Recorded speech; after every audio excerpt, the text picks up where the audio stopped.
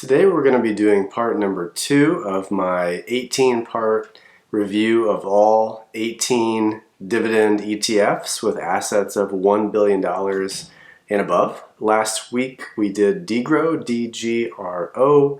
This week we're going to be doing DGRW. If you're interested in watching the last video, I'm going to put a link to the playlist up here in the top of the screen, and you can check that out. There you can also watch the entire 18-part series. That will come later in the next couple of weeks once I get all of these completed.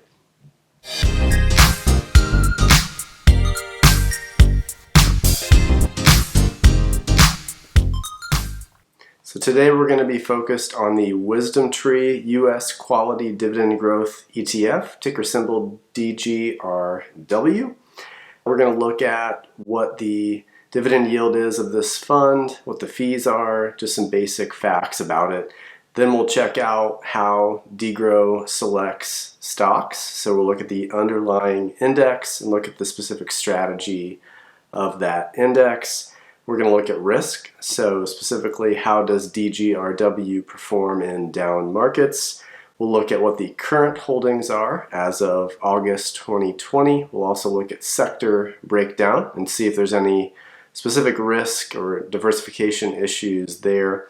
And then finally, we'll look at how DGRO, the ETF, has performed, in addition to how the index, so the underlying index, has performed going back further in time than the ETF has actually existed. So stick around to the end of the video and we'll talk about that. So first of all, just some quick facts on DGRW. It does track the same index as its name, which is a little bit unique here. Wisdom Tree is the sponsor of both the index and the ETF. The assets under management as of now are $4 billion. Dividend yield is a little bit lower than last week's ETF. It's at 2.23, whereas DGRO last week was 2.5. The expense ratio is also about 20 basis points higher than DGRO, so a little bit higher of a cost here, but still for pretty inexpensive considering the cost of say an actively managed fund or something like that. Now we'll look at the strategy. Here's how DGRW ends up with the stocks that it owns. It starts off with filtering out all companies that have a market cap less than $2 billion. The stocks also have to be listed on a U.S. exchange. So that doesn't necessarily mean that they're U.S. companies. It could be an ADR or something, but as long as it's on a U.S. exchange, it can make it into the portfolio. It needs to have paid a dividend within the last 12 months. So notice here, it's not saying it had to have increased the dividend. There's no dividend growth requirement in this particular fund. The stock also has to have at least $200 million worth of volume in the last 3 months. So just making sure it's got liquidity.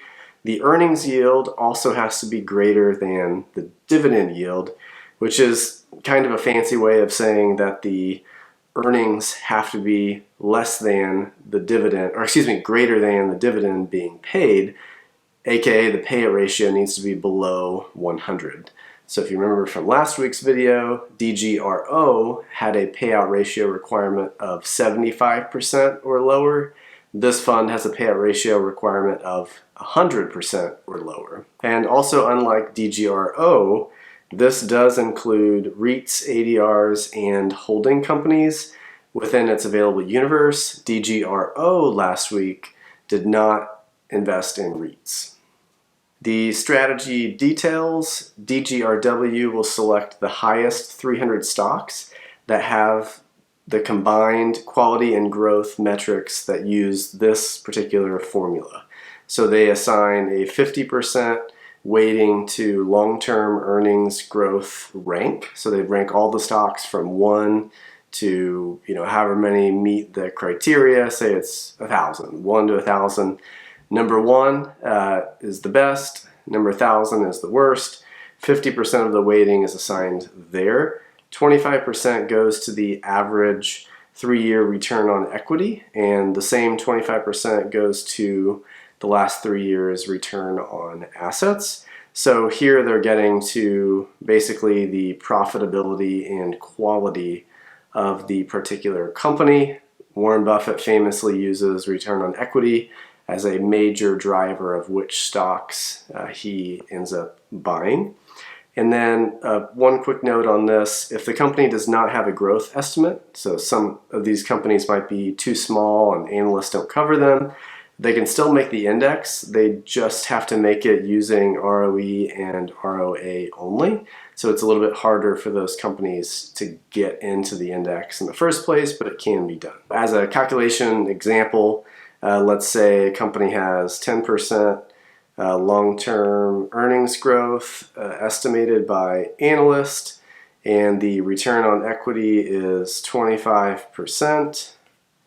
And the, let's say, ROA is 5%. So it's going to rank long-term growth, so this 10% across the entire investable universe. So let's say this falls at number 330 of 1,000. The ROE is going to be 25%. Maybe that's pretty high, so we'll say that's number 100 out of 1,000. The return on assets in this case are probably slightly below average, so we'll say it's number 600. So basically what it's going to do is just simply take this times 0.5, which is the weighting for growth, and these other two metrics by 0.25, and it's going to come up with, I can't do that math in my head, but basically it's going to calculate all these out, sum them all, and then this number is going to be what this particular stock would score. And it's going to choose the 300 lowest scores under this particular example. The weighting details here, once again, just like DGRW here is weighted based upon the dividends paid. So it's actually using a forward dividend, and it is also capping it at a 12% dividend yield.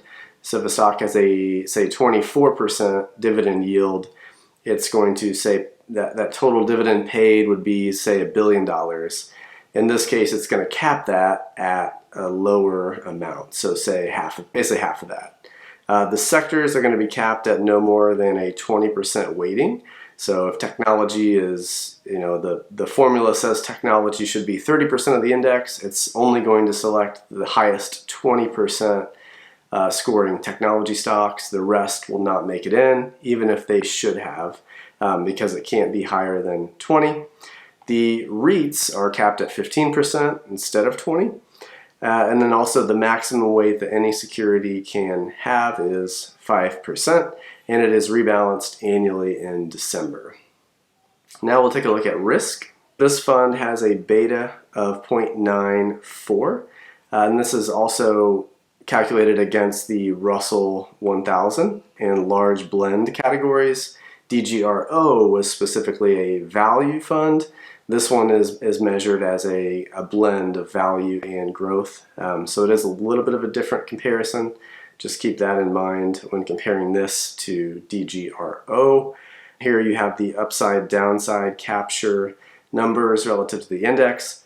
Then this to me is the most important, this maximum drawdown. Once again, we see the maximum drawdown was this year during the COVID crisis. This fund was down 19.41%, which was very similar to the Russell 1000, down 20.3% over that time period.